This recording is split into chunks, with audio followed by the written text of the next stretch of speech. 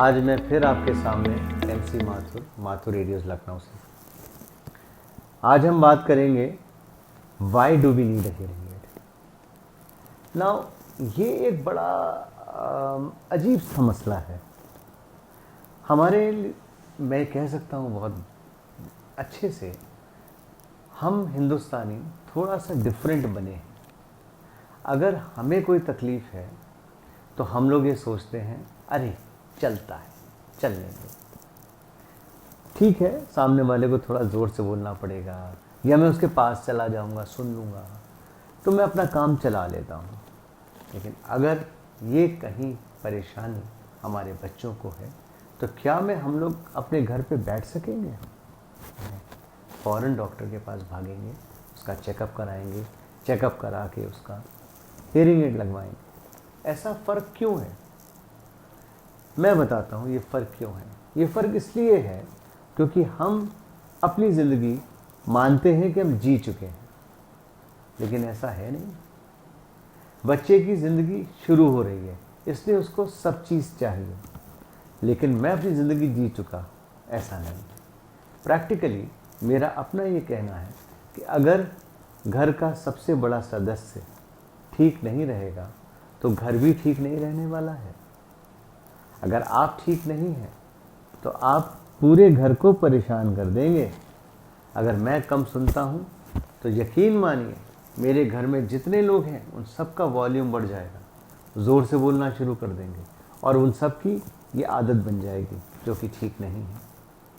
इसलिए मैं समझता हूँ हियरिंग एड बहुत ज़रूरी है। अगर आपको ज़रा सी भी दिक्कत है तो आपको सही आवाज़ सुनने के लिए एक मशीन की आवश्यकता पड़ सकती है और मैं चाहता हूँ कि आप मशीन लगाएं। मशीन लगाने में बहुत सारे लोग घबराते हैं। समाज क्या कहेगा, दूसरा आदमी क्या कहेगा, सामने वाला हंसेगा। ऐसा कुछ नहीं। मैं आपसे दावे के साथ कह सकता हूँ hearing loss is more noticeable than the hearing aid. आप अगर कम सुनते हैं तो सामने वाला तुरंत पकड़ता है कि इनको कुछ सुनने में दिक्कत है और उसको मजाक बनाने की कोशिश करता है। लेकिन आप मशीन लगा के बैठे हैं, आप उसकी पूरी बात सुन रहे हैं, समझ रहे हैं और जवाब दे रहे हैं। मेरे हिसाब से वो ज़्यादा करेक्ट है और ज़्यादा ठीक है आपकी लाइफ के लिए, आपकी फैमिली के लिए, आपके काम के लिए। तो मैं ये मान के चलता हूँ कि सही सुनना बहुत ज़रूरी है। कुछ का कुछ सुन के आप कुछ और जवाब दे दें, वो बहुत रिस्की होता है।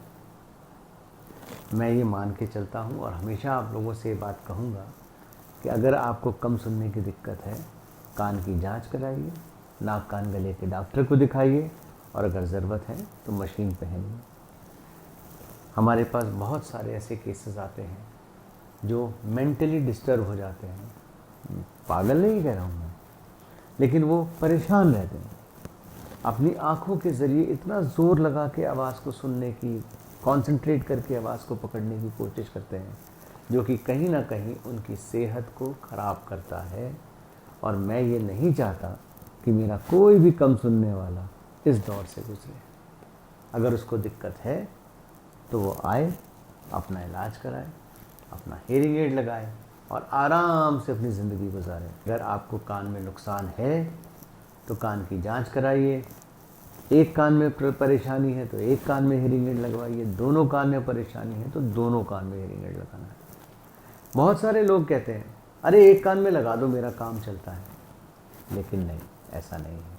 अगर एक कान से काम चलता होता तो ईश्वर ने एक कान सामने बना दिया होता, तब भी हम लोग आराम से सुन रहे होते, आराम से बात कर रहे होते और हम एक दूसरे को अच्छे लग रहे होते।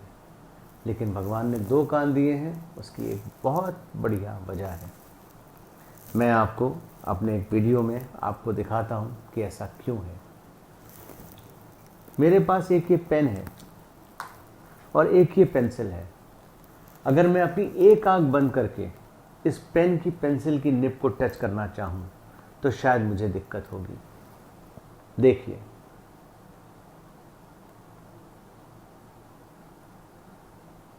मैंने मिस कर दिया।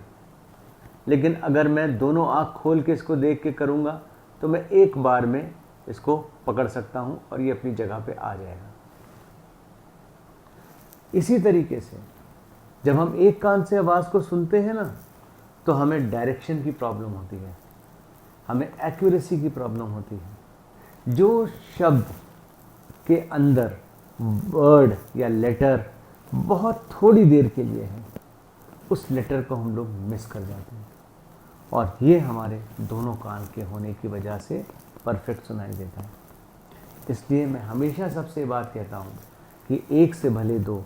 ईश्वर ने दो कान दिए हैं, वो एक्यूरेसी के लिए है।